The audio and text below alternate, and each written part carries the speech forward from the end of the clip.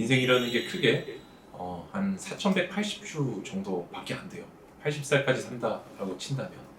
그래서 우리가 사실 시간 관리라는 건 인생 관리고, 인생에서 얼마만큼 내가 만족감을 느끼면서 살 수 있는가의 문제다. 이렇게 좀 재정의를 좀 하고 싶습니다. 일단 시간을 우리가 잘 쓰려면은 시간 자체를 확보를 좀 잘 해야 되겠죠. 내가 뭐 자기 개발을 하고 싶다. 그런데 도무지 그걸 할 시간이 안 난다. 이런 경우도 있을 거고, 그죠? 핵심만 좀 말씀드리면 적금을 들듯이 시간을 좀 쓰는 게 가장 좋습니다. 하루 중에 30분, 하루 중에 20분 딱 빼놓고 그 시간은 아무도 방해를 못하게 나의 미래를 위해 쓰는 시간이다. 이렇게 좀 생각을 해주시면 좋겠어요. 그 다음에 효율적인 일의 배치도 굉장히 중요한데요. 우리가 시간 관리라면 이삿짐을 옮기는 거라고 한번 해볼게요. 그냥 창고를 딱 열었어요. 봤더니 굉장히 크고 작은 짐들이 막 여러 개 있어요. 그 중에 내가 처음부터 가장 무거운 짐을 들다가 힘이 빠져버린다면 나머지 짐들을 옮길 수 있을까요? 이게 일 처리하는 것과 비슷해요. 그래서 효율적으로 내가 할 수 있는 일들을 통해서 워밍업을 해나가고 나중에 진짜 크고 중요한 일 마지막에 처리하는 게 조금 더 현명한 방법이라고도 할 수 있습니다. 자, 그리고 이제 정말 또 중요한 핵심 중에 하나가 시간 관리를 할 때는 내가 요 다음에 뭘 할지를 생각 안 하는 게 너무너무 중요해요. 내가 일을 하다 보면은 다 못한 일이 떠올라, 또는 요거 하고 뭘 해야 되지? 머리가 이때 엉키는 거예요. 이러면서 현재 해야 될 에너지, 자원이 머리에 두뇌의 자원이 여기에 투입이 되질 않는 거죠. 그러면서 점점 일의 효율이 떨어지고 만족도도 떨어지고 불안함이 높아지는 거예요. 그래서 항상 어떤 습관을 들여야 되냐면 완벽하게 계획을 세워가지고 항상 뭘 할지를 미리 생각을 해두는 거예요. 어떤 일을 하기 전에 시뮬레이션을 해보고 실행 단계에서 잡념을 없애고 딱 그 일만 할 수 있게 해주는 게 너무 중요합니다. 핵심적인 포인트는 그래서 뭐다? 다음에 뭘 할지를 생각하지 말고 현재 하는 일을 언제나 한 가지로 만드는 게 너무 중요하다.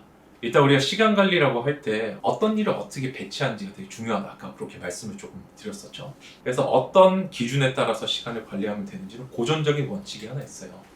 미국에 이제 아이젠하워 대통령이라는 분이 옛날에 있었죠. 이 아이젠하워가 책상을 4등분을 했대요. 중요한 일인지 긴급한 일인지 두 가지의 기준으로 이렇게 나누면 4등분이 나오겠죠. 그죠? 그래서 어떻게 했냐면 책상 맨 왼쪽 윗칸은 중요하고 긴급한 현재 처리해야 되고 내가 처리하지 않으면 안 되는 일을 배치를 한 거예요. 그다음 오른쪽에는 내가 하기는 해야 되지만 지금 당장 하지 않아도 되는 일.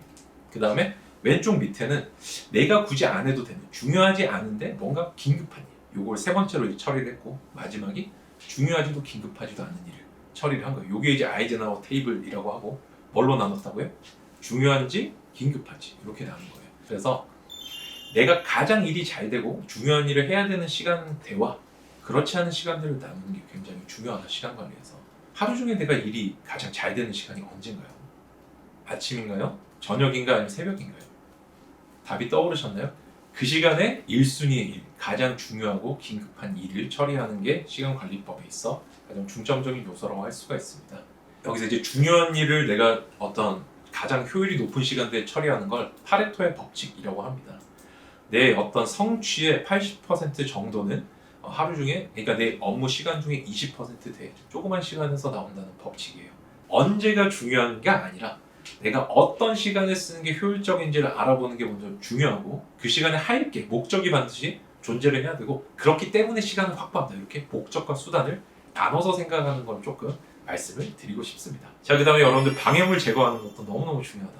뭐가 있냐고요? 스마트폰이 대부분이지 않나요? 여러분들 스마트폰에 메일 찾아야 돼.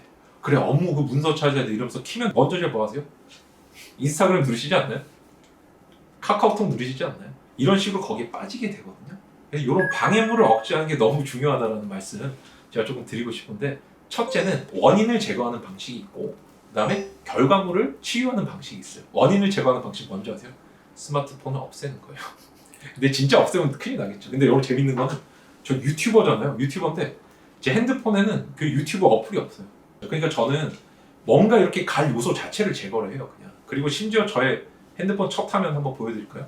빈 화면이에요. 빈 화면. 아무것도 없어요. 제가 딴 데로 이게 빠지지 않게 하기 위해서 그냥 아무것도 안 넣어놨어요. 제가 의지력이 센 게 아니라 이건 환경을 잘 다스리는 거예요. 사실 사람의 의지력은 다 비슷하다는 거예요.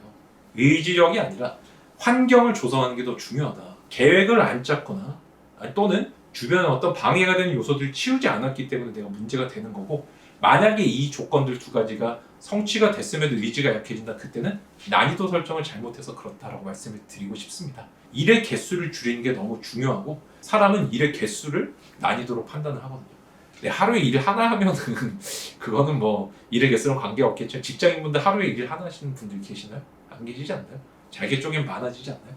그것들을 얼마만큼 앞뒤 배치를 잘하느냐가 중요하다는 점을 좀 강조를 하고 싶습니다.